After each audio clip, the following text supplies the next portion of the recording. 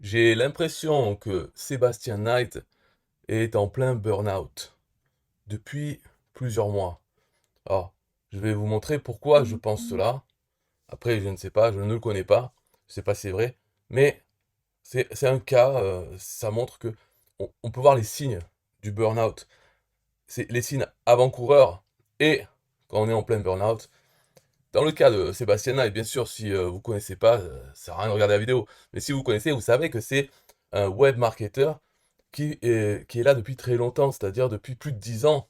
À l'époque, il y avait un petit groupe de web marketeurs qui travaillaient ensemble en faisant des lancements orchestrés. Donc tout ça, ça date des années 2010. Donc il y avait Sébastien Knight, euh, Olivier Roland, même Aurélien Amaker et d'autres, comme ça, d'autres web marketeurs qui avaient chacun un produit qui valait 1000 ou plusieurs milliers d'euros, qui était où qu'on pouvait acheter une fois par an, ou peut-être après 2 fois par an, mais pendant une petite période de temps. Pendant une à 2 semaines, on pouvait acheter ce produit. Chacun avait son produit, et il faisait cette période de lancement, donc d'ouverture, qui comprend un avant, c'est-à-dire des vidéos gratuites, inscription. Il fallait s'inscrire sur une liste d'attente, on va dire, pour euh, voir les vidéos qui motivent. Ensuite, on reçoit les emails qui disent que ça y est, l'ouverture, on peut acheter maintenant. Si on achète, on a tel bonus. Si on achète avant 3 jours, on a tel bonus, etc., etc. Et ce lancement était fait par plusieurs personnes. Donc tous ceux qui avaient aussi un produit, mais qui n'étaient pas en période de lancement, utilisaient leur liste email pour envoyer les emails de la séquence du lancement de leur partenaire, de celui qui est en train de lancer. Donc il y avait plein d'emails, des dates précises, etc. Et ensuite la fermeture des ventes. Ensuite, une fois que c'était fermé, donc il y a pression maximum pour acheter avant que ce soit fermé. Et ensuite, réouverture exceptionnelle suite à une forte demande, etc. Et ensuite, voilà, le lancement était fini. Et après, ça a enchaîné. Un autre partenaire avait son lancement, donc avec la période de pré-lancement où il y avait toutes les vidéos qui servent à motiver. Et là, c'est les autres, dont celui qui venait de faire le lancement, hein, avec sa liste email qui avait grossi, envoyer des emails pour le lancement de l'autre. Ainsi de suite, et ça tournait comme ça, chaque année. Donc voilà, faut se souvenir quand même de Sébastien Knight, voilà, c'est lui, etc. Après, il a fait d'autres choses. Là, maintenant, pour le sujet du burn-out, c'est voilà un logiciel. Il a voulu se lancer dans un SaaS, SaaS. C'est les logiciels qui ne sont pas installés sur l'ordinateur, mais qui sont sur le web et les gens payent un abonnement. Donc lui, il a eu l'exemple de son partenaire Aurélien Macker qui a lancé avec succès son SaaS système IO. Et lui, Sébastien, donc a voulu lancer quelque chose comme ça. Lui, il a toujours été un peu dans les vidéos, puisque les vidéos pour les lancements, c'était utile, pour les webinaires de vente, etc. Donc, il avait fait un partenariat avec David J sur la façon de faire des vidéos un peu plus motivantes à regarder. Au lieu d'avoir une tête qui parle ou juste des slides, eh bien, il y avait la tête et les slides qui changeaient de côté. Les slides, les éléments donc, de la présentation qui s'affichaient au fur et à mesure. Il y avait tout un concept là sur les vidéos. David J, c'était le spécialiste des vidéos des webinaires pour pas saouler les gens, pour que ce soit des vidéos un peu dynamiques. Et là, donc, Sébastien Knight a voulu faire avec Nuro Vidéo une solution qui permet d'enregistrer en une seule prise une vidéo et ce logiciel allait euh, mettre les éléments clés de la vidéo, en fait, faire une vidéo comme David J qui demandait de le faire à la main ou de déléguer ce travail. Et là, ce logiciel allait le faire pour lui tout automatiquement. Mais un peu moins bien fait quand même que celle de David J, parce que David J, il disait bien c'était mieux de se filmer sur un arrière-plan vert pour pouvoir ensuite mettre sa tête, le faire sortir du cadre, un peu faire un peu d'effet 3D. Bon, tout ça, ce n'est pas dans Neuro Vidéo, ce qui pourrait être le cas plus tard, hein, mais pour l'instant, c'était comme ça. Et pour dater à peu près, c'est 2022 qu'il a commencé à se lancer là-dedans. Et ce qu'on peut voir sur le site, c'est qu'il y a eu plusieurs mises à jour. Il n'y en a eu que deux. Des mises à jour aux investisseurs. Les investisseurs, c'est qui? C'est ceux qui ont pris le logiciel dès le début alors qu'il n'y avait rien, quoi. Des bêta-testeurs ou je sais pas quoi. Donc mise à jour des investisseurs du mois d'août 2022.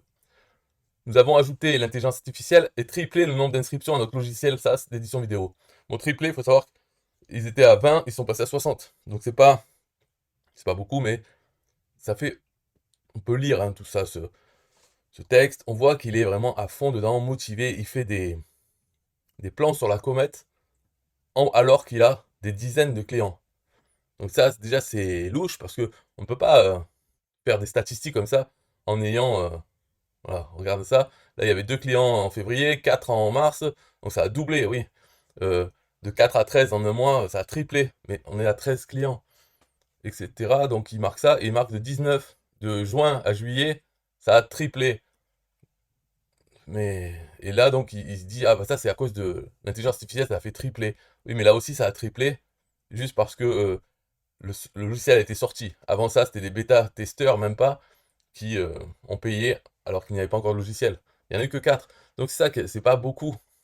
Euh, Pourquoi faire un graphique sur ce début? Mais là, c'était à l'été, en août. Donc là, après, c'est les projections, enfin, c'est le paiement. On va dire, donc pour 60, il était à 7 000 € par mois. Le problème de ça, c'est que ils voyaient déjà qu'il y a beaucoup de clients qui arrêtaient de payer très rapidement. Donc, ils voulaient essayer de les faire payer plus longtemps.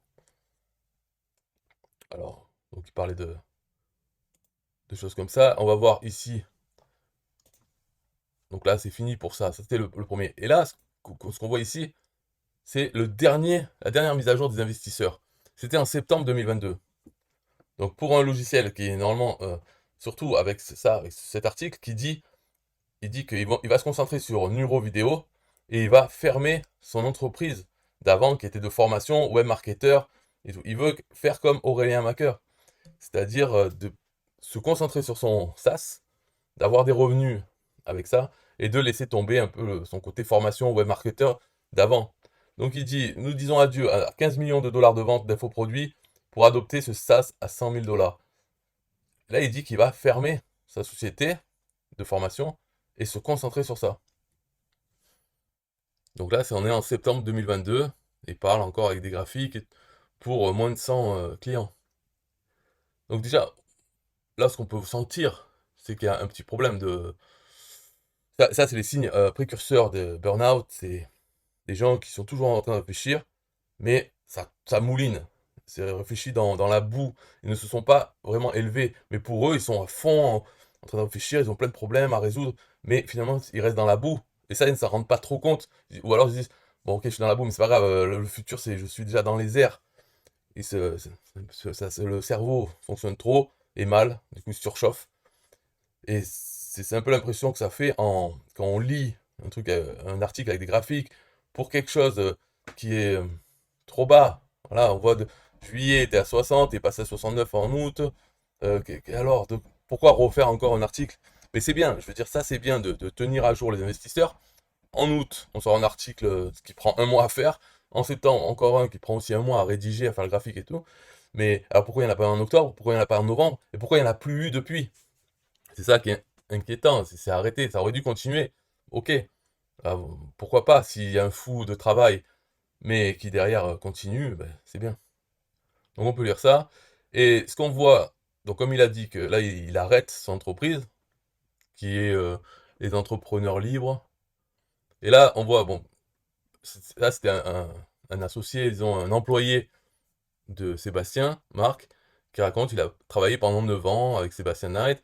Et en fait, il fait ce site, j'ai l'impression, c'est parce il recherche du travail maintenant. Il dit, j'ai quitté le mouvement des entrepreneurs libres en 2022, car il était temps pour moi d'aller vers d'autres projets et de gravir de nouvelles montagnes. Bien sûr, les gens ne vont pas dire que je suis parti parce que ça sentait le sapin, parce qu'il y avait un problème. Le dirigeant, on sentait qu'il partait dans n'importe quoi. Parce qu'il faut dire que ce logiciel Neuro Vidéo, quand je le vois, je ne me dis pas, oui, je vais laisser tomber, si j'étais lui, hein, je ne vais pas laisser tomber les formations pour ce logiciel, parce que ce logiciel, c'est vraiment, il n'y a rien d'exceptionnel. On fait une vidéo, il nous fait la vidéo avec un format, on pourrait le voir, ou vous pouvez le voir, des exemples. D'ailleurs, moi, je vais la lancer peut-être, parce qu'on y est. Voilà. Là, il nous montre qu'il va s'enregistrer en train de lire un texte, et qu'il va le lancer, je ne sais pas si c'est celle-là, mais... Voilà, il lit un texte, il ouvre le logiciel, il met la vidéo dedans, et ça lui sort la vidéo finale qui est, voilà, celle-là. faut voir qu'actuellement, bon, elle est pas terrible. Ça prend sa tête et ça écrit ce qu'il raconte. Et des fois, ça change. Ça met la tête à droite et ça écrit le texte comme ça à gauche. Donc, c'est ça le truc. Et de ce que j'ai vu, c'est que pour l'instant, on peut peut-être changer les couleurs. Et c'est tout. Ça reste une vidéo comme ça. Donc, au final, baser tout un revenu sur ce logiciel qui ne fait que ça, pour l'instant, hein, je sais pas. Je vois pas trop l'intérêt parce que des logiciels de vidéo, de montage facilité, il y en a d'autres. Il y a beaucoup de concurrents. Et le sien, pour l'instant, bon, il n'y a rien de spécial. Bon, bien sûr, s'il continuait, s'il avait avancé. Mais j'ai l'impression que pour l'instant, c'est resté à peu près comme ça. Il n'y a rien de mieux. Par exemple, ça pourrait être un logiciel qui découpe le fond de la vidéo et qui nous fait comme si c'était un fond vert. Et qui ensuite peut le placer de manière un peu plus 3D. Donc, comme il faisait David J, c'est-à-dire le cadre coupé juste en dessous du niveau de la tête. Ça fait que la tête semblait sortir du cadre. Voilà, des choses comme ça. euh, Ils n'en sont pas là. Alors qu'ils pourraient faire tout ça avec intelligence artificielle. Bon, c'est pour dire que lui, il est parti. Il y en a d'autres. J'en ai eu un autre sur Facebook qui m'a dit aussi qu'il avait travaillé avec Sébastien récemment là, sur des webinaires pour Neuro Vidéo et que maintenant ils ne travaillent plus ensemble et qu'il avait senti qu'il était un peu fébrile. Donc fébrile, ça veut dire quoi? C'est aussi, comme j'ai dit, des gens qui réfléchissent mais qui sont dans la boue, ils parlent, mais on sent que ils ont de la fragilité. Ils sont pas bien. Voilà, c'est ça que je veux dire parce que donc là, qu'est-ce qu'on voit sur sa chaîne YouTube? On voit que les dernières vidéos, c'était il y a 5 mois, ce qui est énorme. C'est début janvier 2023. Mais avant ça, 1 an. Et on voit par exemple ici, il avait commencé une série de 30 jours pour vivre enfin de votre business. Il fait le jour 30, 29, 28, 27, 26, et plus rien. Donc 25 jusqu'à 1, tout ça ne sont pas sortis il y avait 1 an. Et puis il y a 6 mois, il avait sorti donc tester Nuro gratuitement, ça c'est la vidéo d'exemple de Nuro Vidéo, et une interview avec un ami à lui qui fait l'interview pour parler de l'intelligence artificielle et de son logiciel. Enfin, c'est quelque chose comme ça, c'est peut-être pas un ami, ou disons que lui parlait de l'intelligence artificielle avec différents intervenants, dont Sébastien qui parlait de son Nuro Vidéo. Et dans l'interview, on sent vraiment la fragilité, c'est faiblard, quoi, très faiblard. Et c'est tout. Donc il n'y a pas de nouvelles vidéos, il ne se passe plus rien. Ça, c'est son compte Instagram, dernière publication d'Instagram, ça date de septembre 2022. Donc quand il a sorti son article, le deuxième article des investisseurs, où il dit j'arrête ce truc de formation, maintenant je me mets sur Nuro Vidéo à fond. Et enfin sur son Facebook, donc là on voit il y a Olivier Roland et lui-même ici. Donc en dessous, on voit que il n'y a pas de publication, il ne publie plus. Ça, c'est des gens qui le taguent et donc hop, ça apparaît sur son mur parce que soit il les laisse ou il les a pas enlevés. Mais il était en direct à un endroit le 24 novembre. C'est ça en fait, c'est cette chose-là qui est à propos de l'intelligence artificielle avec plusieurs invités et il a mis la vidéo de son interview sur sa chaîne YouTube. C'était donc 24 novembre 2022. Et là, donc il ne fait rien. Tout ce qu'il fait là-dedans, c'est le 6 mai, on dirait que c'est un programme qui sert les pétitions. Hein. On signe la pétition et après, ça nous dit, ah, vous voulez partager sur Facebook, on clique, tac, ça nous met le texte. On dirait que c'est ça. C'est, en gros, il a signé, donc il dit, j'ai signé la lettre ouverte qui demande une pause sur les expériences sur l'intelligence artificielle, les expériences géantes. Et je crois que c'est l'un des plus importants sujets que nous devrions adresser en 2023. Donc lui qui était dans son délire avec Neuro Vidéo à fond sur l'intelligence artificielle, on peut le voir ici. Hein, il nous dit expert, formateur et coach, Sébastien va vous montrer les avancées en intelligence artificielle à saisir pour prendre une avance décisive et garantir une croissance exponentielle pour la décennie à venir. Donc là, le 24 novembre, on était encore à fond dans son pré-burnout, je crois, hein, toujours à fond, à fond. Ah, l'intelligence artificielle, c'est génial, tout ça. Et là, on est en mai, à mon avis, il est en plein burnout, c'est-à-dire qu'il a arrêté de faire quoi que ce soit, il peut plus rien faire. Et là, tout ce qu'il trouve la force de faire, c'est de nous envoyer comme quoi il a signé, ouais, il faut faire une pause à l'intelligence artificielle. Donc ça, c'est ce genre de pétition, pour moi, c'est la connerie, c'est les mêmes choses que que les artistes français qui signent les pétitions pour sauver les migrants, comme s'ils avaient besoin d'être sauvés. Hein. Et au contraire, ce qu'il y aurait besoin de faire avec eux, c'est les dégager. Non, les artistes, ils signent la lettre pour en faire venir des millions de plus. Là, c'est un peu pareil. Qu'est-ce qui signe sa lettre? Qui va arrêter l'intelligence artificielle? Et en plus, c'est pas souhaitable de l'arrêter. Il faut. Ça commence. Ça a été lent. Pourquoi c'est lent, l'intelligence artificielle? Pourtant, ça fait des décennies qu'on voit des signes. Mais ça nous paraît avancer doucement parce que déjà, la programmation, ce qui est possible de faire, ça dépend aussi du matériel. Et le matériel, il double en puissance tous les 1 an et demi, 2 ans. Ça double. Donc, on ne le voit pas. Nous, on ne le voit pas. C'est dans notre vie tous les jours. On achète un ordinateur. Bon, voilà, il est assez puissant. Peut-être dans 3 ans, 4 ans, on en achète un autre. Ah, il est plus puissant que l'autre. Bon, voilà. Mais le matériel, lui, il augmente en puissance. C'est-à-dire pour 1 000 euros, la puissance de l'ordinateur, elle double environ tous les 2 ans. Et avec l'intelligence artificielle, déjà, ce qu'il y a, c'est que dans chaque domaine différent, la vision, enfin, pourra reconnaître des choses avec une caméra, ou générer du texte, ou faire d'autres analyses. Tout ça, c'était des champs d'études séparés. Ok, donc chacun faisait ses avances là-dedans. Par exemple, les jeux d'échecs, là. Ça, et ça fait déjà, c'était avant les années 2000 que l'intelligence artificielle pour les jeux d'échecs a été en mesure de battre le champion du monde des échecs.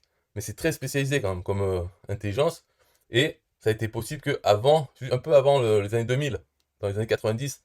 Mais avant ça, ils essayaient déjà. Seulement, c'était la puissance de calcul qu'ils ne pouvaient pas suivre. Pour le moment où l'espace de stockage aussi, pour avoir toutes les bases de données de ce qui est possible de faire. Donc ça a été possible avant 2000, et puis ça continue. Et maintenant, c'est que les techniques, certaines techniques d'intelligence artificielle qui ont été trouvées dans un des domaines, il peut être appliqué à n'importe quel domaine des autres choses. Donc c'est l'histoire des langages, quoi. Il faut entraîner un réseau de neurones, et ensuite, quand on l'a entraîné, donc ça prend beaucoup de calcul à faire. Une fois qu'on a le résultat, après on peut avoir un autre module qui, qui peut interpréter ce qui sort de ce réseau de neurones. Et donc, ils sont pour l'interpréter pour écrire du texte, pour reconnaître des caractères, pour trouver, je sais pas quoi, de nouvelles molécules ou séquences ADN, j'en sais rien, mais d'autres choses. Voilà, c'est une intelligence générale. Et bien cette technique, hop, une fois qu'elle est appliquée à d'autres domaines, ça avance. Une avancée dans un domaine, parce que comment dire, les chercheurs, eux, ils étaient à fond dans le son ou l'image ou autre. Donc ils ne travaillaient pas, ils ne s'échangeaient pas ensemble les informations. Si on étudiait un domaine, on avait déjà assez à faire avec un seul pour avancer là-dedans. Mais avec ça, ça permet de... maintenant, s'il y a une avancée dans un des domaines, les autres peuvent l'appliquer à eux avec cette histoire de transformer ce qui sort du réseau de neurones qu'on a entraîné. Donc voilà, c'est pour dire qu'en gros, ça avance, et ça ne va pas s'arrêter. C'est juste que nous, on le voit comme ça. On a vu ChatGPT, mais même les chatbots, il y en avait d'autres avant, qui répondaient des trucs. C'était peut-être moins impressionnant que ChatGPT, mais voilà, c'est pour ça, depuis qu'il est sorti en fin novembre 2022, ah, on dit, ah, ça va, c'est l'intelligence artificielle, il faut stopper, ça craint. Non, mais ça craint même il y a 2 ans, ça craignait déjà. Et dans un an, ça craindra encore plus. C'est pas grave tout ça. Faut pas faire des lettres. Donc, pour dire, finalement, Sébastien Knight, il se retrouve à dire, il a signé la lettre, super. Le mec qui était à fond sur son logiciel d'édition vidéo par l'intelligence artificielle. Le truc qui allait enlever le travail au monteur vidéo. Parce qu'avant, ce qu'il disait à ses clients, c'est, oui, vous faites des vidéos qui captivent l'audience pour vendre plus, soit vous le faites vous-même, ou bien vous déléguez à quelqu'un ce travail. Et là, il sortait le logiciel qui allait faire qu'avec un bouton magique, comme il appelle le bouton magique, ça allait prendre la vidéo qu'on s'est filmée tout seul sur son smartphone, et ça allait nous faire la vidéo captivante, tout ça. On n'a plus besoin de le faire nous-mêmes, ou de payer quelqu'un pour le faire. Donc lui-même est travaillé là-dedans, et là maintenant il parle de stopper et tout. Donc c'est un peu débile, mais c'est la conclusion de la débilité, parce que même quand on voyait ces dernières interventions, comme là, dans celle-là, on sent que c'est vraiment fébrile. Dans ces articles aux investisseurs, on sent aussi la débilité, c'est-à-dire quelqu'un qui parle, qui fait des graphiques sur des dizaines de clients, et ça, d'un coup ça a triplé parce qu'on est passé de 20 à 60. Non. Et, et même de penser que ce logiciel va lui permettre de laisser tomber la société qu'il avait avant. Mais on sent aussi pourquoi, parce qu'il devait être même déjà fatigué d'avoir une grosse entreprise, bien sûr, qui génère de l'argent, mais qui voulait dire avoir beaucoup d'employés, et des employés pour parler à beaucoup de clients. Voilà, donc, et tout ça, ça fait du stress, et être chef d'entreprise avec des gens à gérer, des événements à faire, toujours des choses à faire, c'est fatigant au bout d'un moment. Et là, quand il voit Aurélien Macker, qui lui était un peu là-dedans, qui commençait à avoir des employés, qui a fait un SaaS où il y a des employés, mais ensuite ça marche tout seul et c'est par abonnement, et il fait des millions maintenant. Aurélien Macker, il avait envie de faire ça, et s'est lancé dans ce truc, mais c'est beaucoup plus restreint, je trouve, de faire un logiciel de montage vidéo. C'est trop petit.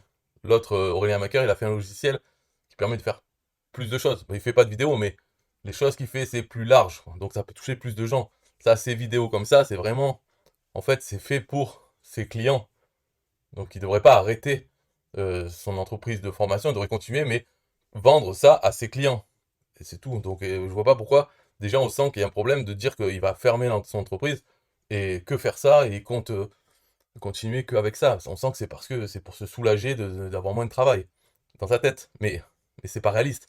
Donc déjà quand quelqu'un parle de choses et qu'on sent que c'est pas réaliste, et que lui il est pas fou, sinon il aurait pas fait déjà tout ce qu'il a fait avant, ça veut dire qu'il s'est passé quelque chose, il y a un changement, et c'est les signes de pré-burnout. Quand quelqu'un qui était efficace, tout, on sent qu'il commence à paniquer, à devenir fébrile, c'est les signes avant-coureurs du burn-out.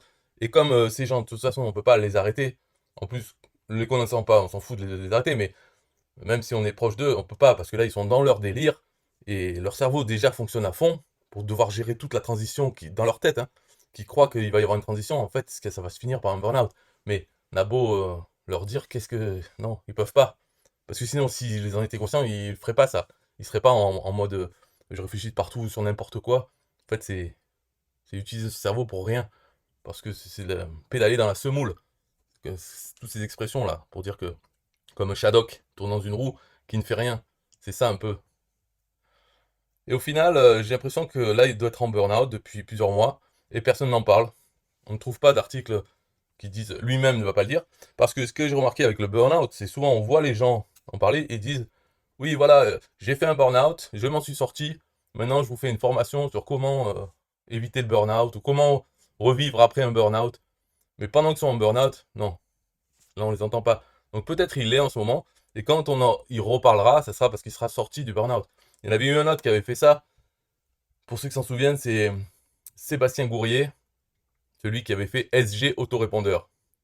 Donc le premier autorépondeur français, et aussi pareil, il était parti en couille, on peut le dire. Si vous vous en souvenez, hein, c'était au moment de RGPD, en 2018. Donc il avait fait tout un marketing de la peur sur le RGPD. Attention, si vous n'êtes pas... euh, si vous respectez pas le RGPD, vous pouvez avoir des millions d'euros d'amende. Il faisait la peur, le travail que faisait l'Union Européenne en disant, voilà, on va bientôt rendre obligatoire ce RGPD, il y aurait des amendes de plusieurs millions d'euros. Et lui, comme il avait l'autorépondeur et des clients, il leur a fait peur sur ça, en leur disant, en fait, en faisant peur, en disant que grâce à SG Répondeur, nous, on a fait une formation sur RGPD, on va tout mettre bien comme il faut, donc vous prenez SG Autorépondeur, vous serez en conformité avec le RGPD, contrairement aux autres autorépondeurs, nos concurrents, qui eux ne savent pas ou ne font pas bien, et du coup vous serez en violation, vous risquez des amendes. Donc il avait fait tout ça sur la peur de la date de mise en application à RGPD, machin. Et puis après, vers l'été, tout ça, après, il avait revendu son logiciel et il était parti en burn-out. Ça finit comme ça l'aventure SG Autorépondeur. Maintenant, c'est une autre entreprise. Donc Sébastien Knight, peut-être j'ai tort, peut-être qu'il n'est pas du tout en burn-out et il fait totalement autre chose, mais alors, faut expliquer tout ce que j'ai montré.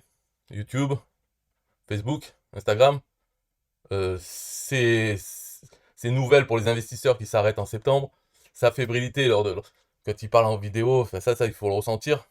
Il faut être conscient, il faut peut-être le connaître d'avant, ses vidéos d'avant, où il était plus sûr de lui quand il parlait de son sujet, que là quand il parlait de ce logiciel, ou de l'intelligence artificielle. C'était un peu fébrile, voilà, c'est le mot.